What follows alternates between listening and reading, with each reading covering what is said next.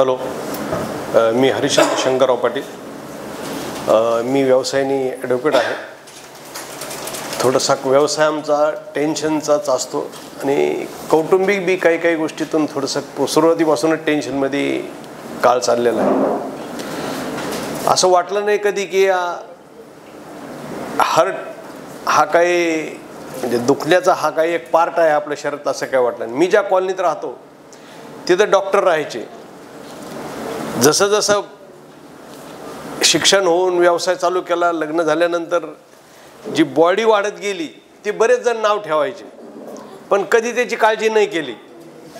परंतु 2015मध्ये जे आपलं मेन हार्ट असतंय त्याने असं कंट्रोल केलं की ते सिम्पटम्स दिसायला लागले. कदाचित इथं ॲलोपॅथी आणि आयुर्वेदिकचा मी कोणाला दोष नाही देणार, पण नाव नाही ठेवणार, पण कशी परिस्थिती निर्माण होती मग आपण माणूस जवळचा बघतो. तसा त्रास झाल्यानंतर जसं आता यांनी सांगितलं की तुम्हाला लगेच अर्जंट हे आहे, 90% एक ब्लॉक आहे, एक 70% आहे. ते सजेशन दिल्यानंतर आम्ही विचार केला, 4-2 दिवस घातले. शेवटी औरंगाबादला अँजिओग्राफी केल्यानंतर अँजिओप्लास्टी 1-2 दिवसात आम्ही केली. हे काय कारण शॉर्टकट पाहायला, शॉर्टकट असा पाहिला की कुठल्याही आयुर्वेद आणि होमिओपॅथीला वेळ लागतो, इथं वेळ कोणाला आहे. आणि मग याच्यात तिकडं आपण तो वेळ अवलंब केला. ठीक आहे म्हणलं. त्यावेळेस असं सांगण्यात आलं ॲलोपॅथीवाले आता तुम्हाला काही प्रॉब्लेम होणार नाही, परंतु डाईटचं जे सांगायचं ते काय त्यांनी सांगितलं नाही आणि आपलं रुटीन चालूच.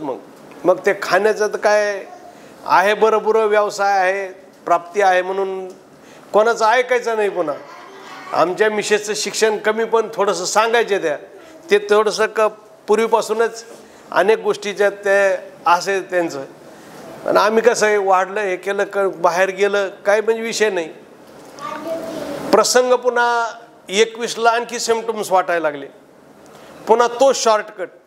त्यावेळेस आम्हाला सजेस्ट करण्यात आलं की आपण माधवबागला जाऊ बुवा. नाही म्हणणे आमचं तेच. पुन्हा वेळ 10 दिवस जाते, राहावंच लागतंय.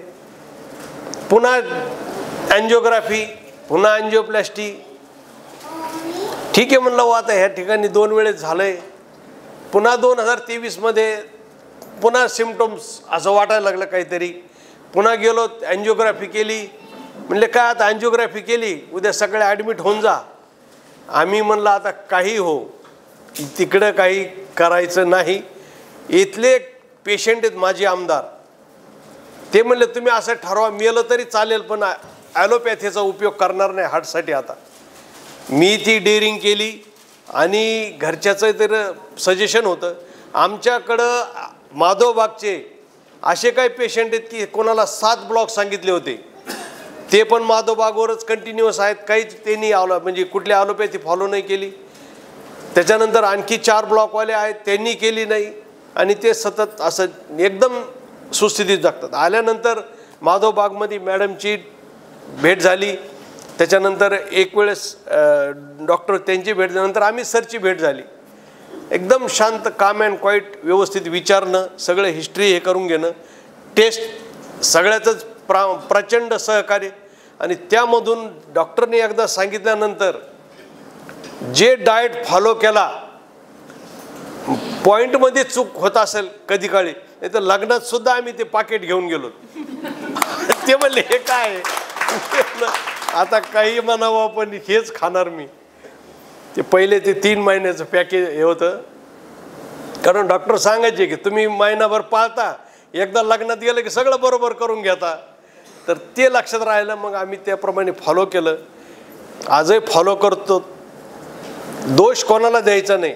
ॲलोपॅथी अर्जंटसाठी अत्यंत सुंदर आहे आणि आपलं हे तर आयुर्वेदिक त्याच्यापेक्षा सुंदर आहे परमनंटसाठी. मला यांनी सांगितलं हे फार पटलं. अर्जन्सी अशी ॲलोपॅथी म्हणजे स्वतः ॲलोपॅथीचे डॉक्टर मला यांनी सुरुवातीला सरांनी चेक केलं होतं, त्या गोळ्या कमी केल्या, किती गोळ्या खातात ॲलोपॅथीच्या.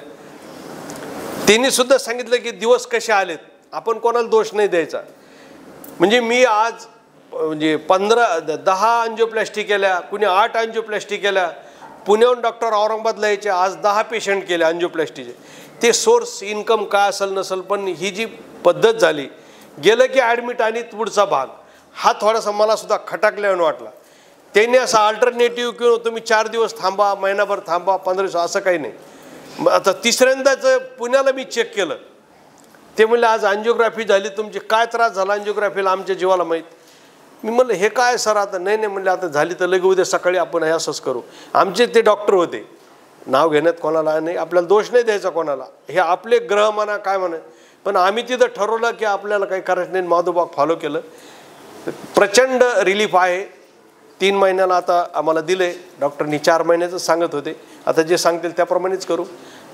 मात्र सगळं हृदयासाठी मला नाही वाटत दुसरं असं कुठलं हॉस्पिटल असेल, आणि व्हेरी म्हणजे लो कॉस्टच म्हणावं लागेल आता त्या ॲज कम्पेअर टू आम्ही काय पैसे भरले आम्हाला माहीत. विषय आपल्याला मी हेच सांगितलं की दोष कोणाला द्यायचा नाही, आपल्या ग्राममानाचा भाग असतो, पण आपण जर व्यवस्थित, आणि मग मिसेस तर त्याच्यात पूर्ण सहभाग आहे.